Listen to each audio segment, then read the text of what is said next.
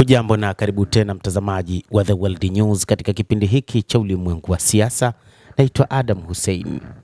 Leo hii tuna ripoti juu ya kumtambua zaidi Ali Larijani ambaye alikuwa ndiye mbunifu wa itikadi na usalama wa Iran ambaye ameuawa kutokana na mashambulizi makubwa yaliyofanywa na Israel katika Jamhuri hiyo ya Kiislamu ya Iran. Baraza Kuu la Usalama la Kitaifa la Jamhuri ya Kiislamu ya Iran ambalo limethibitisha siku ya Jumanne ya Machi 17 mwaka huu habari za kuuawa kwa Ali Larijani, katibu wa baraza hilo katika shambulizi la Iran. Ali Larijani aliuawa usiku akiwa na umri wa miaka 68 pamoja na mwanawe Murteza Larijani na watu wengine kadhaa. Alikuwa ni mwanasiasa mkongwe na ishara muhimu ya nguvu za Iran baada ya mapinduzi. Kipindi chake cha urais katika bunge kilikuwa kirefu zaidi kuliko mtu mwingine yeyote katika nafasi hiyo ya bunge. Alijaribu mara nyingi kuwa rais katika kila wakati alishindwa.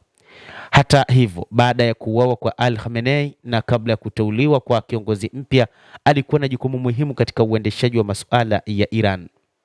Kifo cha Ali Larijani katika Jamhuri ya Kiislamu ya Iran kimepoteza mtu aliyekuwa na jukumu muhimu katika kuunda taratibu za nje na pia za ndani za serikali. Umuhimu wake ulionekana katika masuala mbalimbali ya kimkakati, kuanzia mafaili ya nyuklia ya Tehran, uhusiano wa China na Urusi na usimamizi wa makundi yenye silaha yanayoungwa mkono na Jamhuri ya Kiislamu ya Iran katika eneo hilo la Mashariki ya Kati, hadi uundaji wa sheria na uwekaji wa vikwazo vya ndani. Ali Larijani aliingia katika serikali kupitia taasisi nyeti kama vile shirika la utangazaji la Iran na kikosi cha walinzi wa mapinduzi ya Kiislamu. Pia aliingia katika bunge kwa hazijaunga mkono Iran isipokuwa katika maeneo machache. Ali Larijani alizaliwa Najaf. Alilelewa katika familia ya Mirza Javad Hashim Amol, moja ya familia zenye ushawishi mkubwa baada ya mapinduzi, na pia alikuwa mkwe wa Murteza Motahhari, mwana falsafa muhimu katika Jamhuri hiyo ya Kiislamu ya Iran. Alichukua miongoni mwa ndugu ambao baadaye walitoa mchango maalum kwa Jamhuri ya Kiislamu ya Iran: Mohammad Javad Larijani, naibu waziri wa mambo ya nje na baadaye mkuu wa makao makuu ya haki za binadamu ya mahakama; Sadegh Amoli Larijani, mjumbe wa zamani wa baraza la walinzi, mkuu wa zamani wa mahakama. Lakini mwingine ni Bakir Larijani ambaye alikuwa ni naibu wa waziri wa afya wa zamani, na Fazel Larijani, makamu wa rais wa zamani wa chuo kikuu cha Kiislamu cha Azad. Baada ya kupata shahada yake huko Qom, Larijani alipata shahada uzamili katika sayansi ya kompyuta kutoka chuo kikuu cha teknolojia cha Sharif mwaka 1979 na akamaliza udaktari wake katika falsafa katika chuo kikuu cha Tehran, na tasnifu yake ilikuwa kuhusu mbinu ya hisabati katika falsafa ya Kant. Alikuwa ni mwanafunzi wa Ahmad Fardid, mtu aliyependelea nadharia ya kutaka umma wa magharibi nchini Iran. Lakini Larijani alishawishika na Murteza Motahhari, mwanazuoni ambaye alijaribu kwa miaka mingi kuunda kizuizi dhidi ya mawazo ya kisiasa ya magharibi, haswa umaksi, kwa kutumia maandishi ya kidini na sayansi. Mara tu baada ya mapinduzi, Larijani kwa ushauri na Motahhari alikwenda kwenye redio na televisheni ambayo haikuwa ikiitwa shirika la utangazaji la Iran wakati huo. Alianza kazi yake kama mkurugenzi mkuu wa kitengo cha habari za nje na ndani, na kuanzia 1988 hadi 1982 alikuwa mkuu wa kitengo cha habari za ndani za shirika la utangazaji la Iran.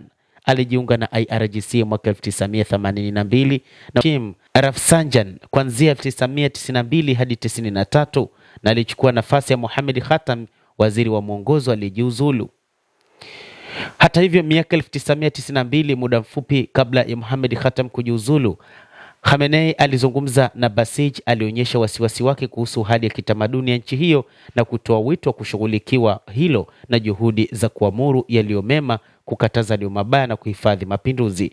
Kisha Larijani aliongoza shirika la redio na televisheni ya Iran kwa zaidi ya muongo mmoja kati ya 1993 hadi 2004, ambapo alibadilisha shirika hilo kuwa shirika kubwa sana. Novemba mwaka 1997, katika hotuba katika msikiti wa Al-Jawad, Ali Larijani aliwashambulia waandishi na watafiti wanaokosoa na kuwashutumu kwa kuwa na uhusiano na nchi za kigeni, akisema hii ina maana kwamba mabwana hawa wanafikiri hatujui wanalipwa kutoka ubalozi gani ili kuandika makala fulani, tujue na tusiseme chochote. Wamefikisha jambo hilo mahala ambapo tulilazimika kuzungumza, alisema Jamhuri ya Kiislamu ya Iran, lakini akiwa mjumbe wa Baraza la Manufaa na mjumbe wa Baraza Kuu la Mapinduzi katika utamaduni, lakini karibu asukumwe pembezoni mwa siasa.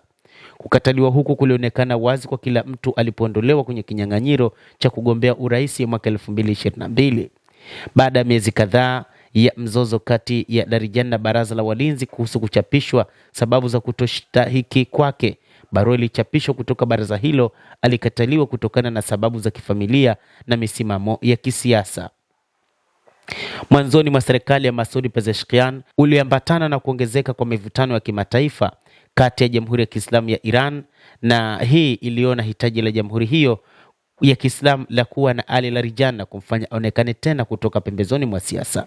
Novemba 2024, Ali Larijani alikwenda Syria na Lebanon kama mjumbe maalum wa Ali Khamenei, na katika mahojiano na tovuti rasmi ya kiongozi huyo wa Iran wakati huo alikataa eneo kubwa la madaraka, na alikwenda Iraq na Lebanon katika safari yake ya kwanza rasmi ya kigeni Lebanon ya kupokonya silaha kundi la Hizbullah, na msimamo wa maafisa wa Jamhuri ya Kiislamu ya Iran dhidi ya uamuzi huu yalisababisha mzozo wa maneno kati ya Tehran na Beirut. Wapinzani wa serikali wanasema amri ya kuwapiga risasi moja kwa moja waandamanaji, kuwaua na kuwajeruhi makumi ya maelfu iliidhinishwa na yeye kama katibu wa chombo hiki cha usalama. Januari 15, wiki moja baada ya kuanza maandamano, Marekani ilimwekea vikwazo Larijani kwa kuratibu ukandamizaji dhidi ya maandamano hayo na kutoa amri ya kutumia nguvu dhidi ya waandamanaji. Alitoa kitisho kwa Washington kwamba iwapo itatokea uingiliaji kati wa kijeshi nchini humo, inapaswa kutarajia kujibu kijeshi dhidi ya vikosi vya Marekani katika eneo hilo.